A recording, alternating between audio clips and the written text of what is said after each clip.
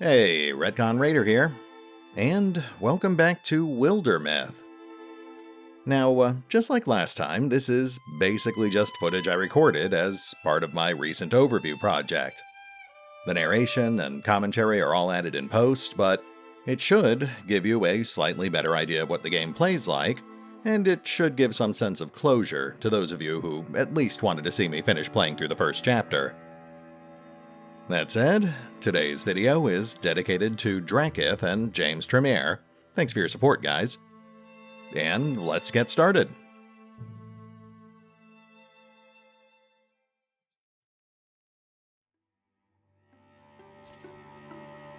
Let's not put in too much effort.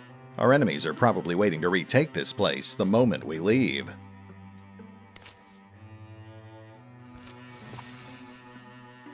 Ah, and there is our first character-specific subplot. So, remind me again, Fox, and for anyone else that might need to know the plot, what exactly are we doing? Here's something to try. Let's walk in silence for a while. Just for a little while. How about that?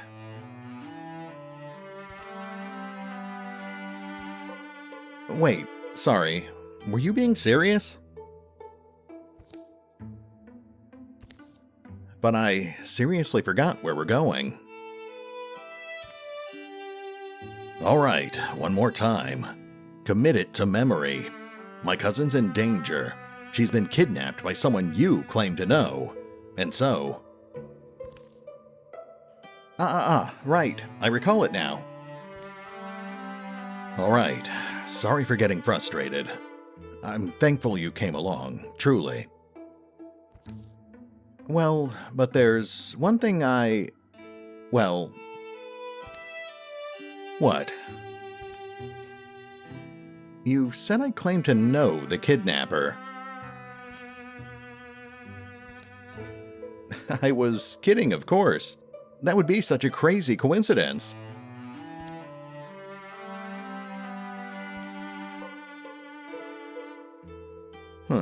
Rescue Fox's cousin, or leave them to die? Not much of a choice.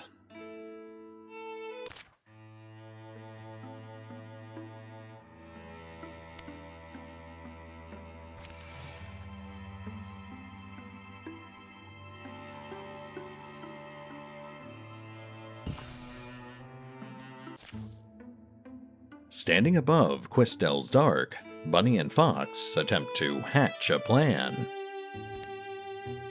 No matter what we do, we're going to end up fighting someone, aren't we? I'd like to say that's not true, but I don't see a way around it. One way to go would be to flood this entire valley, digging channels all the way back to the river over the course of the next few weeks. We're not doing that, okay? So, what's your plan, my dear? I've still got to think of something. You know, when I'm trying to avoid danger to my own self, like when I've been flirting with some guy I'm not supposed to, what I do is create a distraction. Crack a joke, or start a different argument, offer a drink, or a diversion. But what do you have in mind? Don't say dancing.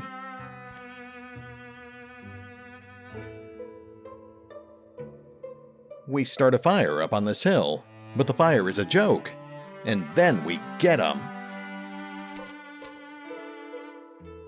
I suppose it could work. Is it safe? Possible we just end up cooked and overwhelmed? What part about starting fires and ambushing Drauven sounds dangerous to you? Let's get blazing, my love. Your niece is as good as saved. Oh, well, what about my cousin? Because Eodli is my cousin.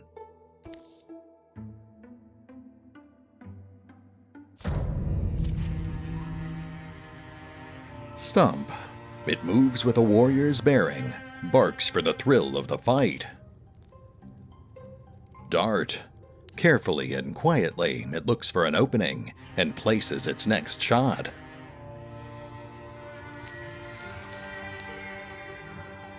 I like that they did actually start a random fire. Sheer tactical genius.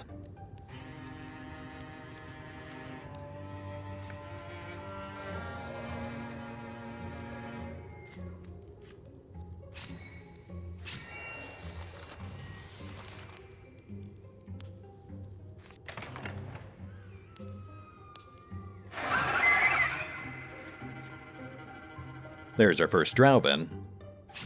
They're basically the lizardmen or kobolds of the Yondering Lands. They don't have their own campaign just yet, but I believe there is one in the works.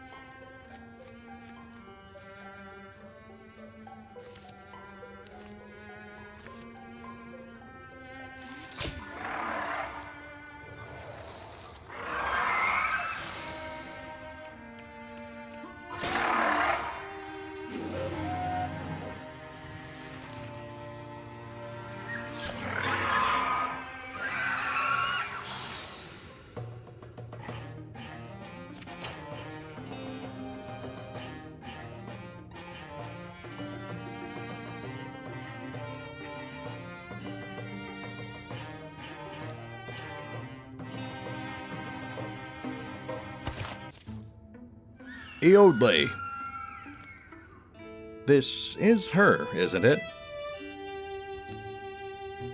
You okay? You seem to have been kidnapped by Drauven.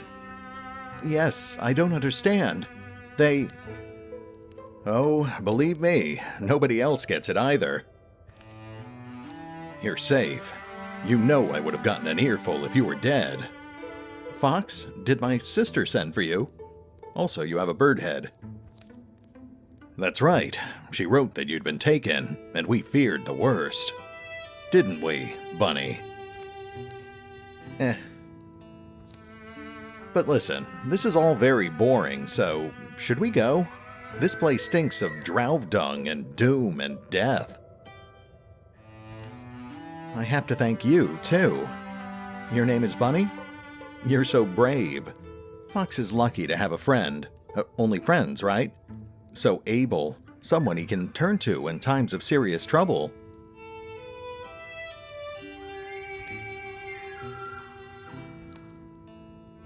After a short trip to Eodley's hometown, where they feasted and danced, swept around the floor with countrymen and maidens in a passionate whirl, Bunny and Fox set out for home once more.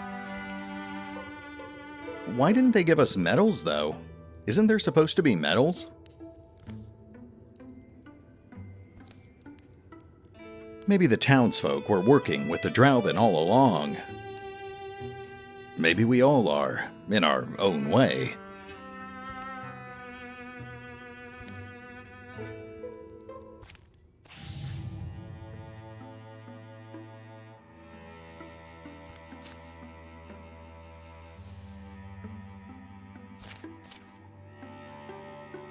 And Bunny gains a level for completing her personal mission.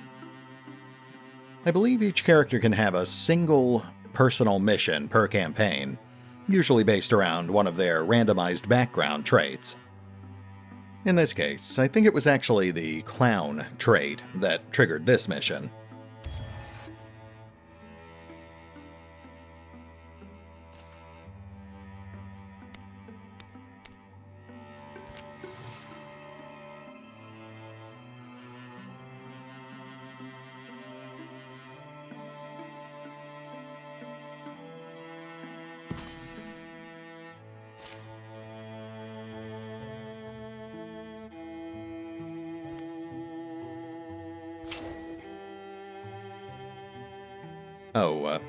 Just in case you haven't already picked up on it, stunt chance is basically your chance to critically hit.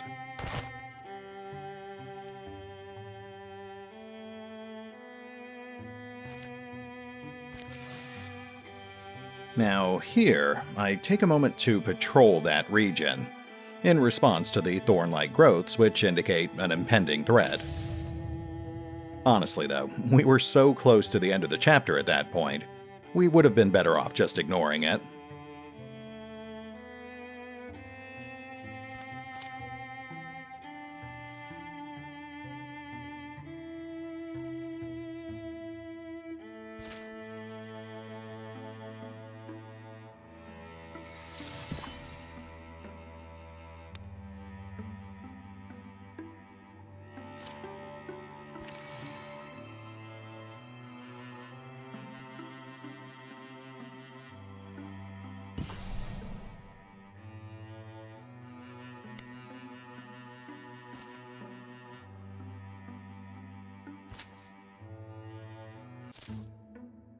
Almost to Zendanaj-Estel, aren't we? How should I know? Well, there's a decently high hill, good vantage point. Let's climb it? Atop the highest hill. That was... steeper than it needed to be. Quite a view, though, I'll say that. Something's here.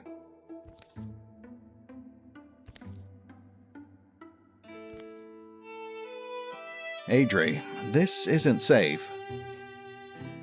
A big old thing. With a bigger, older mama?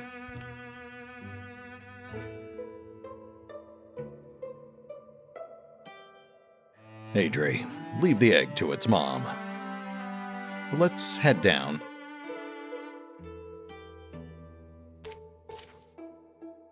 You're a couple of scared bunnies. Which live longer than the unscared ones. They pick their way down, and not a moment too soon. Up in the nest, the mother eagle lights for a moment, but does not settle. Oh, she's massive. Definitely a crag eagle. It's coming this way?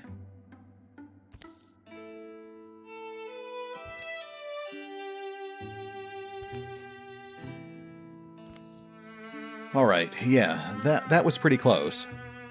Fox, you alright? Just fast enough, luckily. You? She's back on her nest. Gotta respect the fury of nature's mothers. There's no reward for doing the right thing, but remember this feeling and... Ooh, catch it! String it on a cord!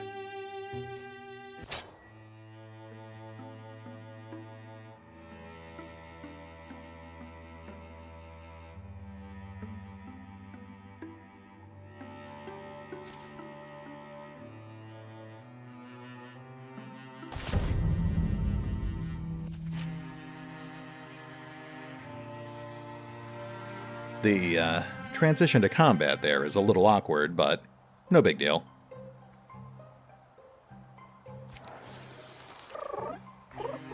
More notably, that is our first spirit. Spirits are one of the only non-hostile mobs in the game. They'll spend all their actions trying to escape from combat, but if you can actually catch up with one, you can use them to enchant one of your currently equipped weapons, or you can just convert them directly into legacy points.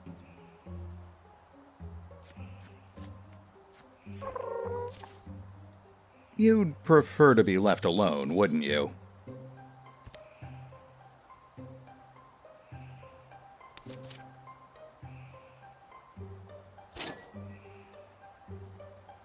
In this case, I ended up using it to enchant my walking staff, mainly to boost the potency, which is the attribute used to determine the strength of your spells.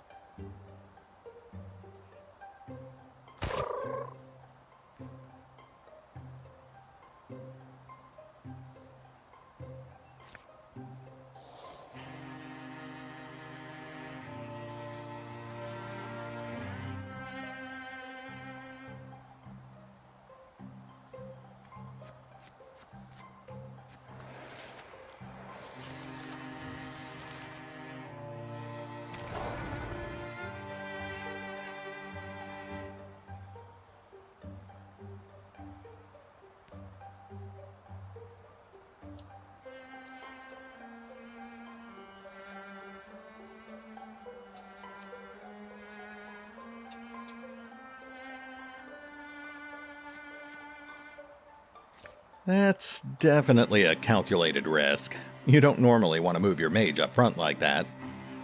In this case, though, I was actually pretty sure we could neutralize both of those targets.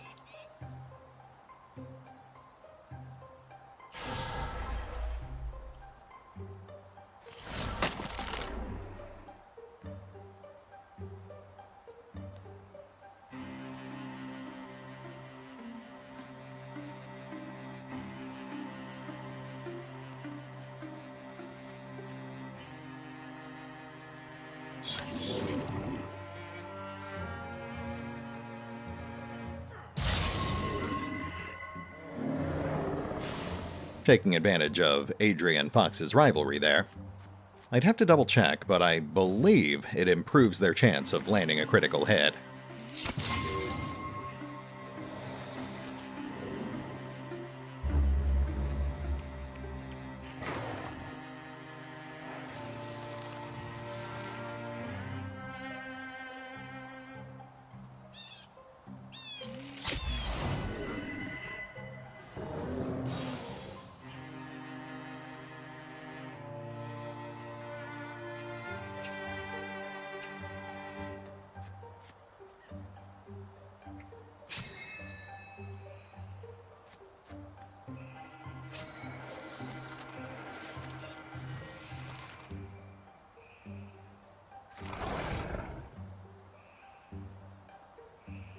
Perfect opportunity for through shot, which I constantly forgot I had.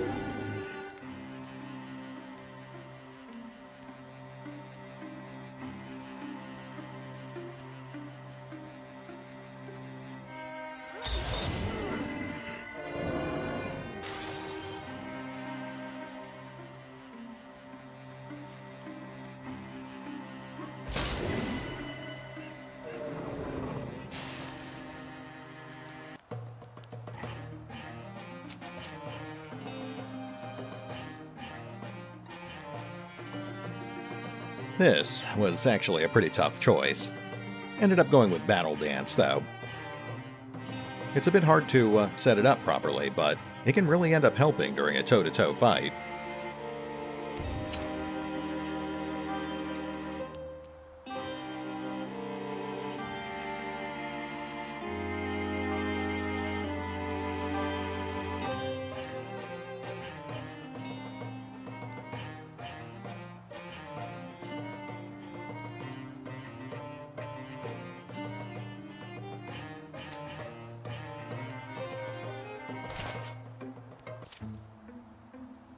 Battle's won, but you still feel the forest grieves.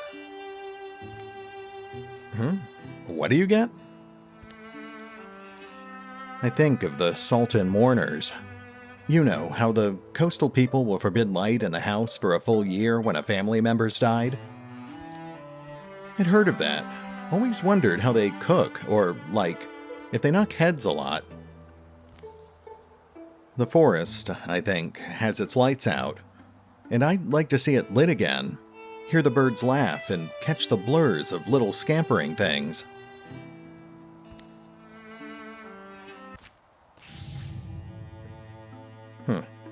In retrospect, I'm not actually sure what triggered that event. Possibly capturing that spirit.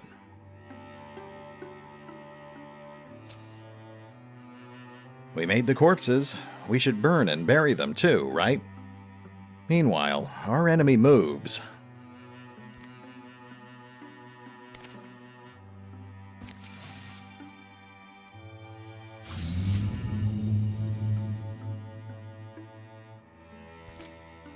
I will admit, this actually annoyed me a little. We had to basically drop everything and rush to stop the invasion.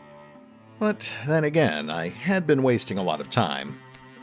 Like I said, we would have been better off not bothering with that patrol mission.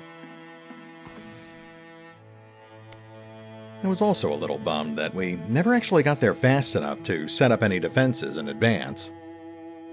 It's actually pretty fun, setting up traps, barricades, and even calling in archery strikes.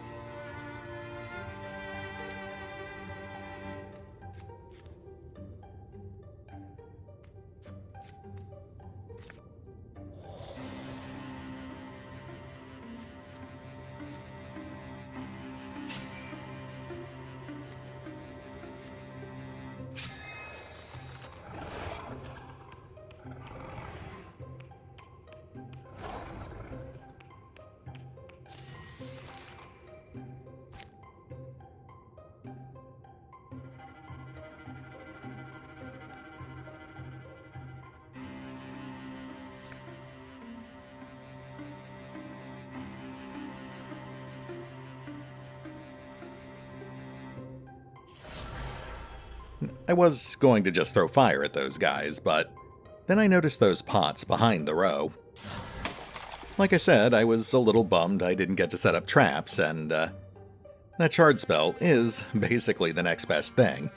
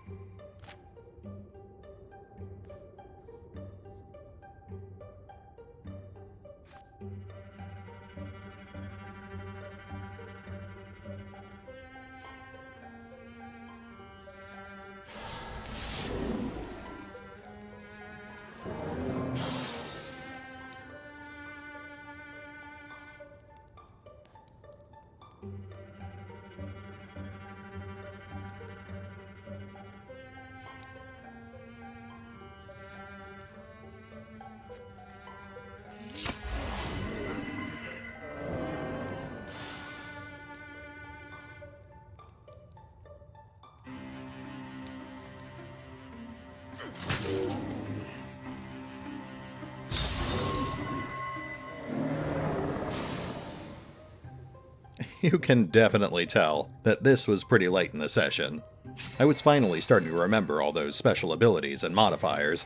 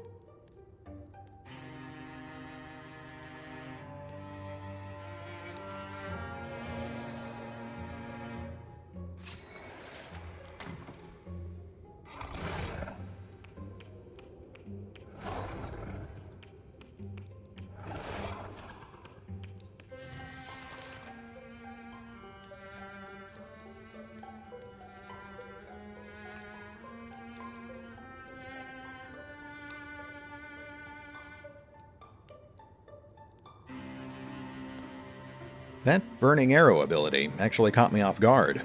I'd never seen it before. You can actually see me struggling with the sequencing here.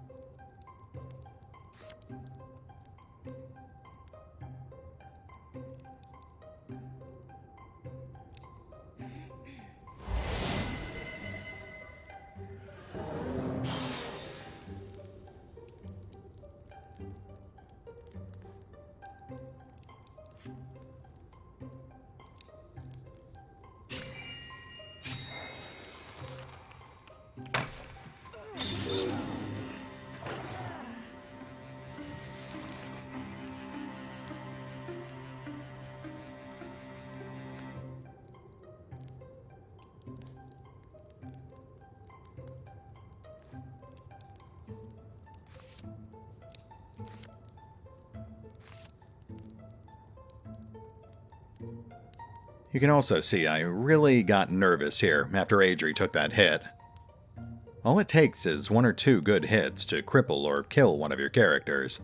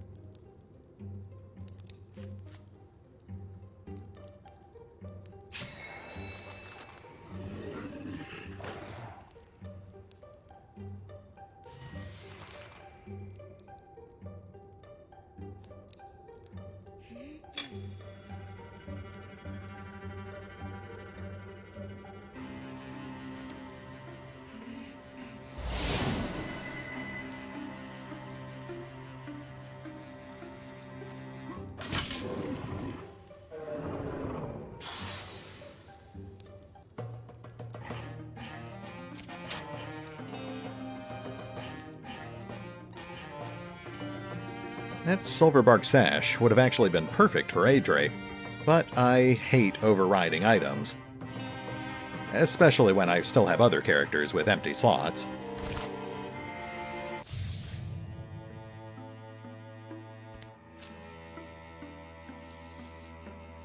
I will say, this session really showcases how dangerous it is to drag your feet and focus on grinding like I was. The Gorgon deck was getting way too powerful, and we weren't even at the end of Chapter 1 yet.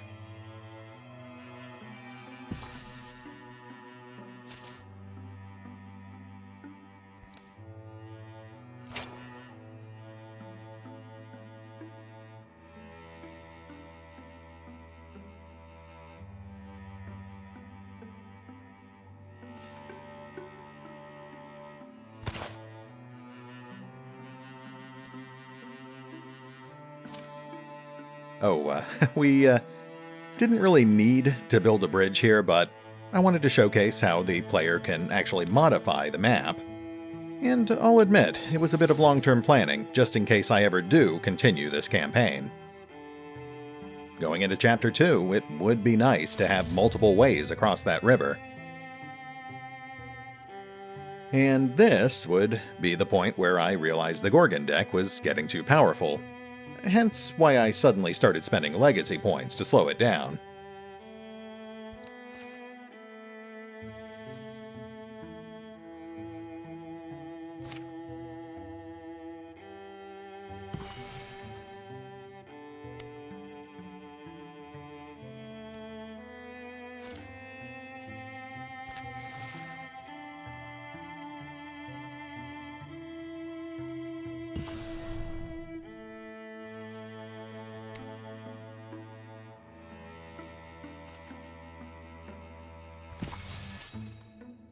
None of us knew what had changed the beasts who roamed our wilds. We knew something lived inside them. Blue, burning hate that frenzied them, then left them still. A stone sentence, worse and more deadly than any venom. Today, we would find out where it came from, and why it wouldn't stop. Well, Braylo's stack looks mostly intact. Maybe the rumors aren't true. Well, all the better then. I get a bad feeling, though.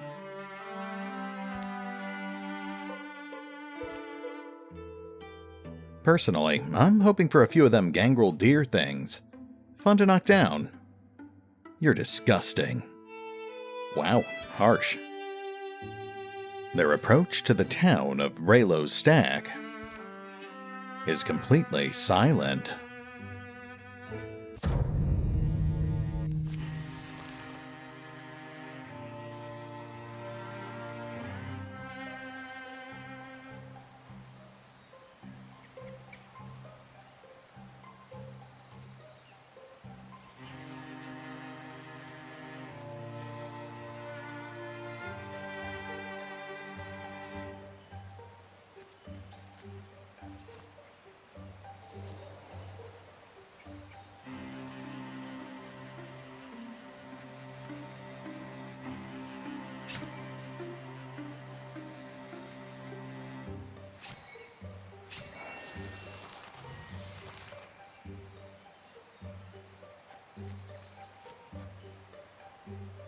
And that would be a pretty good sign that something is very wrong.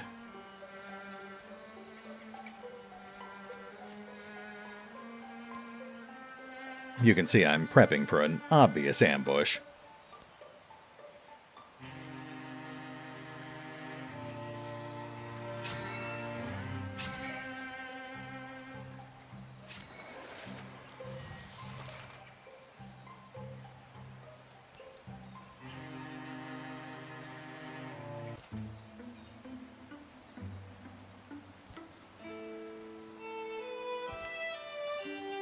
They're petrified somehow.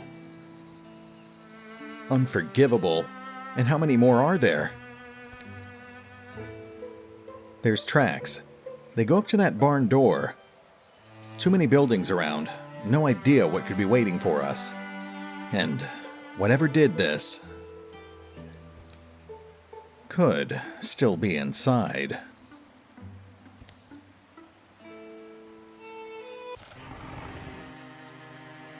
True Gorgon. Shimmering fluidly, its silent slithering approach fascinates the mind as it haunts the heart.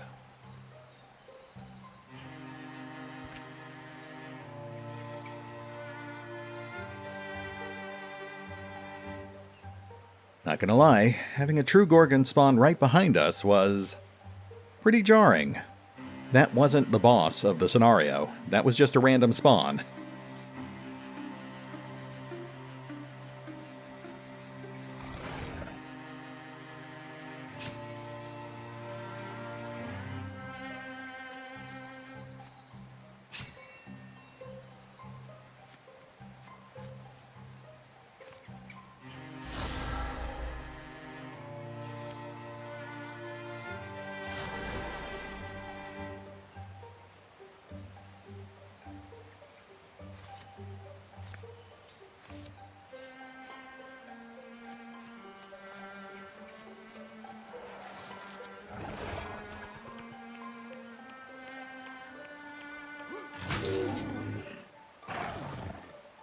And that right there.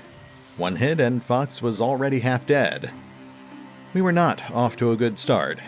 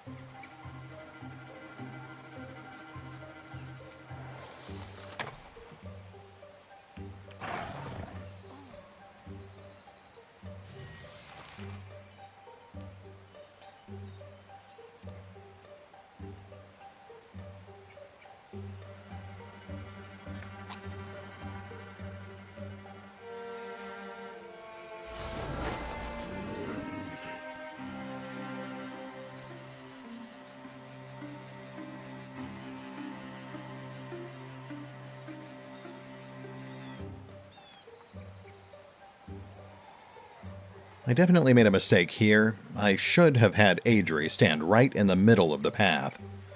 Because the Gorgon's 2 spaces wide, it wouldn't have been able to get past her.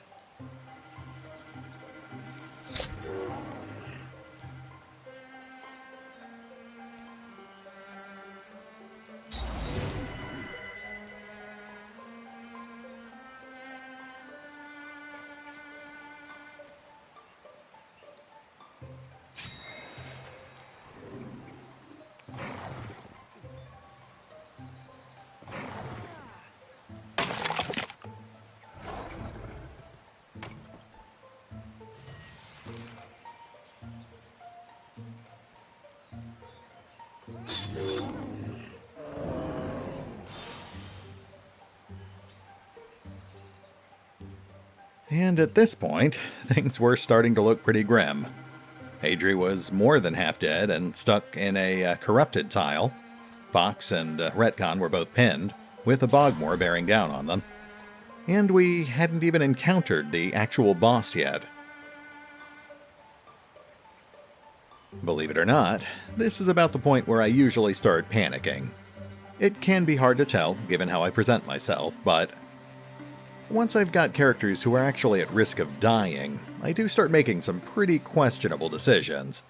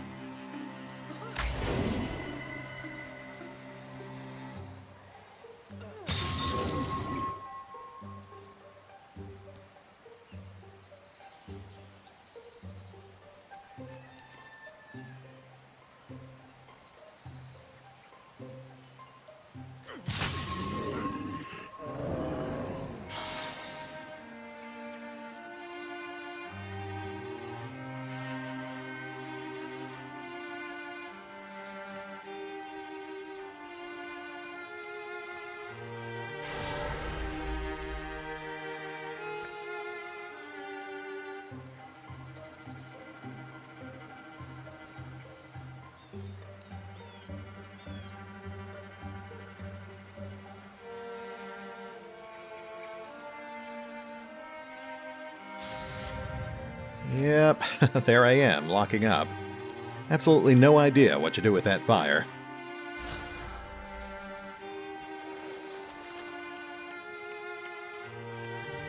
Fortunately, the row couldn't actually reach us, so that gave us a chance to take it out.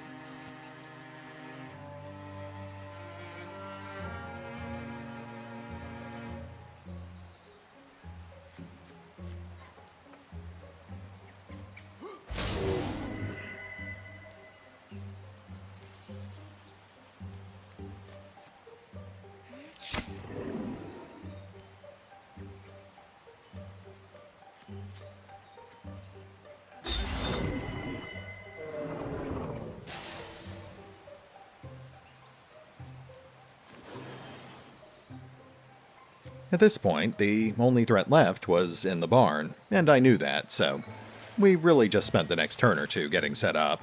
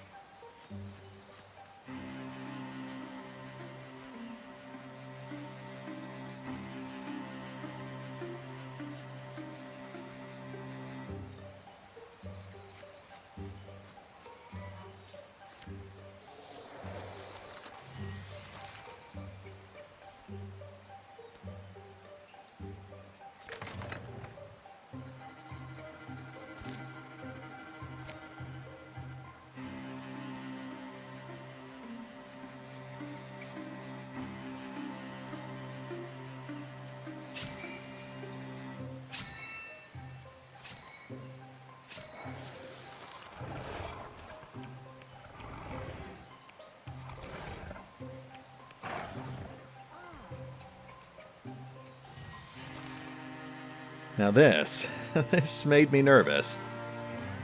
Adri was one hit away from death, and she was pinned in place.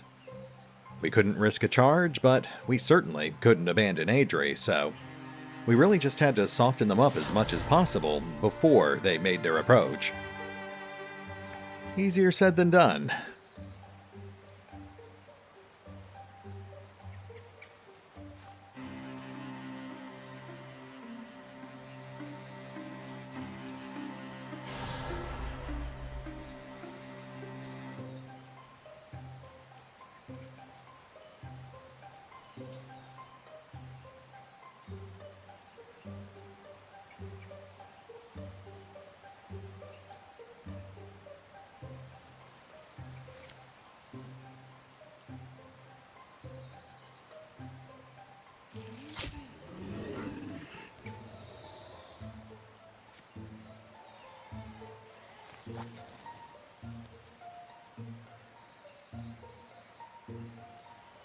This really highlights the downside to the Sentinel ability.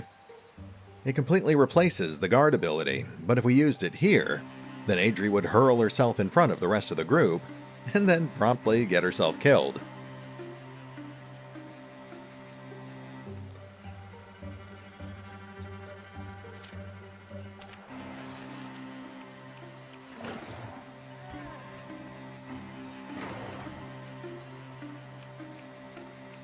Now, we really lucked out there. The Gorgon moved up first, which prevented the row from joining in. If they had, Fox almost certainly would have ended up going down.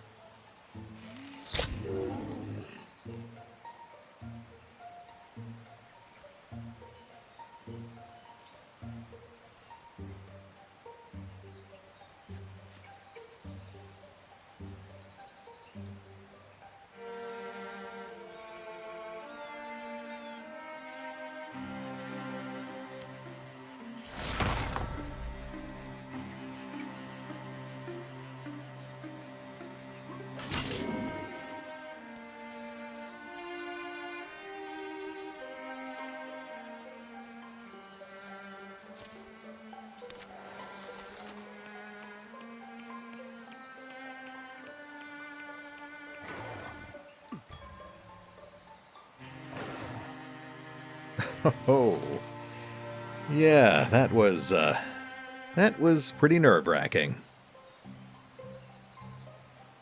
At this point, we were basically just going all in. We had to finish this thing off.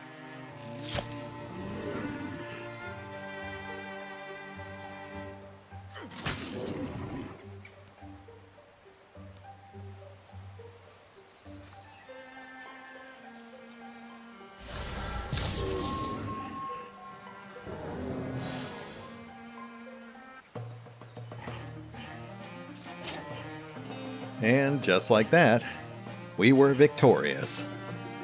Gotta love those by the skin of your teeth victories.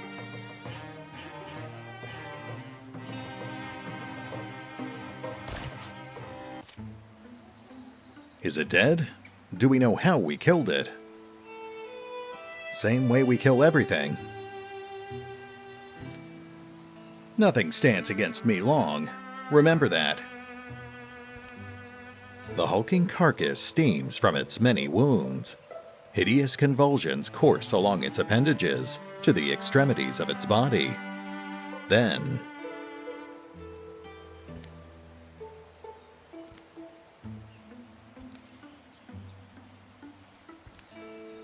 Hey, it's got... The thing's tremendous tail flicks across the barn.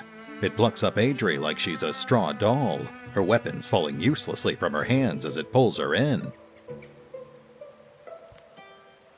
Adri, don't panic.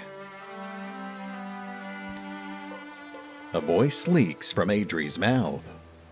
It's a wrong voice, weird and discordant, like someone fretting and plucking a fiddle who's never picked one up. Still yourselves, bone stacks. This one speaks my words. I can make it die.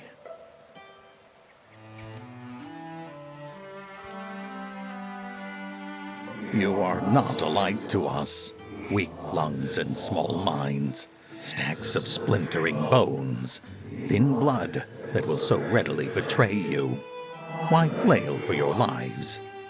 So noisy. You can survive this. Just put her down. You think I flail for life as you do. I am Gorgon. The Master Ulstrix has promised us silence. The voice dissolves into a sound like rain or distant waves. Wriggling grips tighten.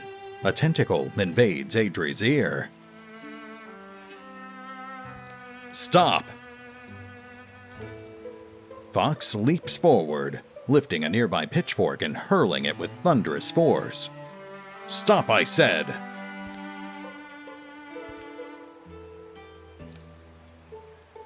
The tines of the fork sink into the beast's neck.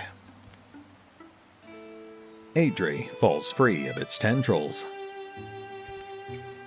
As Retcon and Bunny rush over to make certain of the Gorgon's demise, Fox hesitantly takes Adri's shoulders, holding her steady. You're still alive, Adri. A strange, stony affliction spreads from AdriRaven's ear. Adri?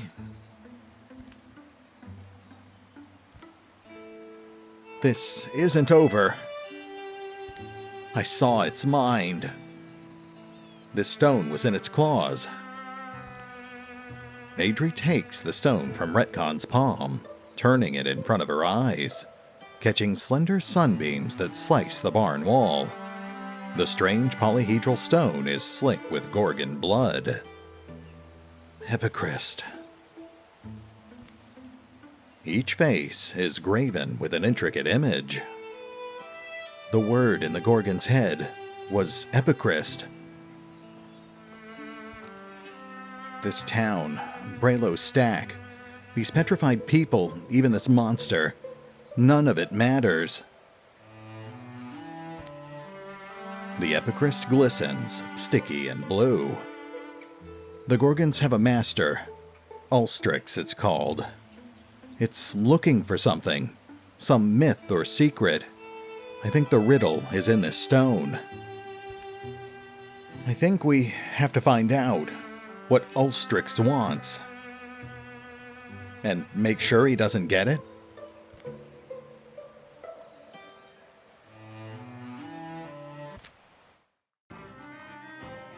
And that brings us to the end of Chapter 1. Thanks to our thorough efforts, we've guaranteed almost a decade worth of peace. Which is good in some ways, but also means our heroes grow that much older.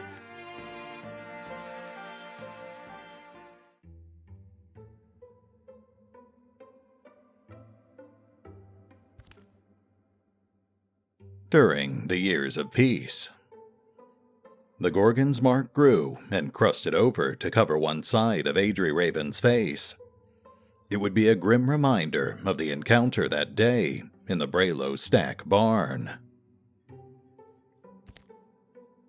Adri and Bunny enjoyed talking about the old days over a campfire. Adri would always exaggerate how many monsters she had slain at each battle, but Bunny didn't feel the need to correct her. Now that the job wasn't quite as dangerous, Bunny became a guide to travelers, crossing the more treacherous stretches of swamp and mountain. Fox added a new addition onto his house. It served as a haven of hospitality to travelers passing through.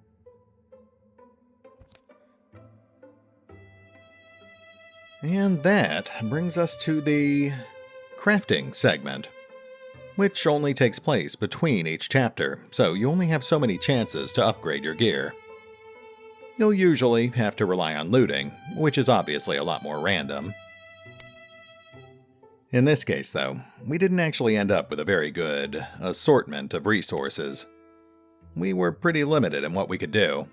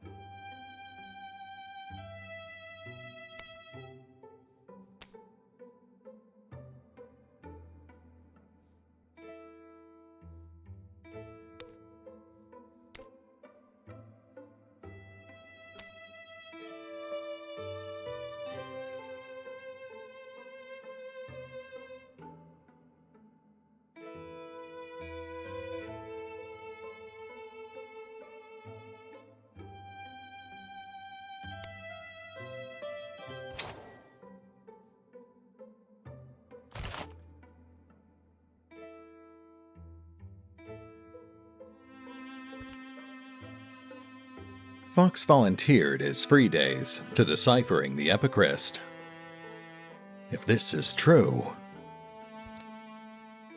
it hasn't always gone smoothly, and progress has mostly dripped along.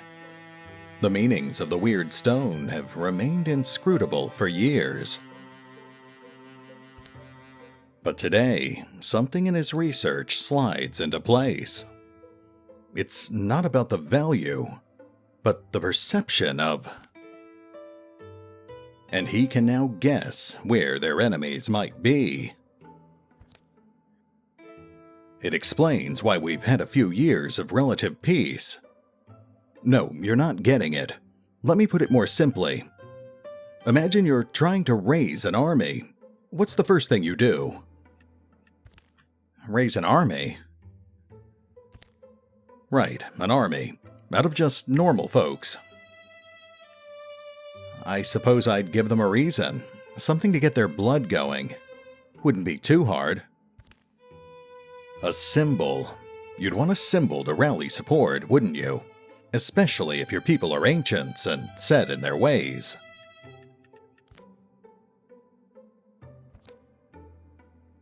So you're saying our Ulstrix, our master of Gorgons, needs this thing? What is it, some kind of a divine spear? As a symbol to help convince the other Gorgons to follow it. Yes, that's what I believe. And why does it need to do that? Why does it need the spear? Or why does it need the support of others like it? What is Ulstrix? I wish I knew. I was able to find other records of epicrysts. Rubbings. That was my first clue. An epicryst is like an ancient storytelling device, a way for telling a time-honored myth, but maybe in a different order or fashion. That's what I think. But anyway, sorry, I'm getting swept up. I checked the story elements here against some of our older legends. You know that tall tale, kind of a poem? Sea Spear. No, but get to the point. Our stone tells almost the same story. Almost. And according to our version, the spear was laid to rest in a named cavern. It's on one of our maps. So, that gives us an advantage, right? We know where it is. But they've got a pretty big head start, so... I don't know if it has anything to do with this, but Gorgon sightings are picking up again. Now seems like a good time for us to get started. We've all changed, remember? All the havoc those things caused, and we couldn't stop them. But we're ready this time, aren't we? Vengeance roars in my blood. I plan on feeding it. The shadows deepen.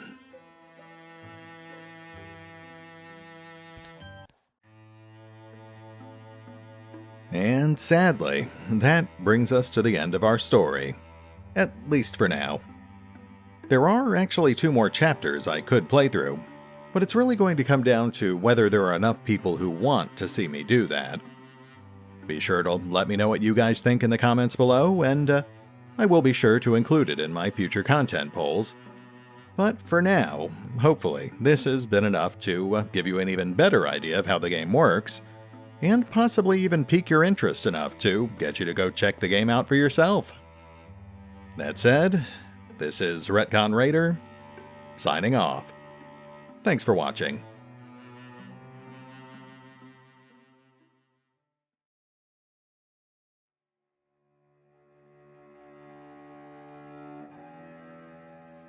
Oh, and remember, although I do love playing Wildermyth, you can find out more about the game by visiting the official website, the official Discord server, the official Twitter feed, the official development roadmap, or the official store pages on Steam or Itch.io.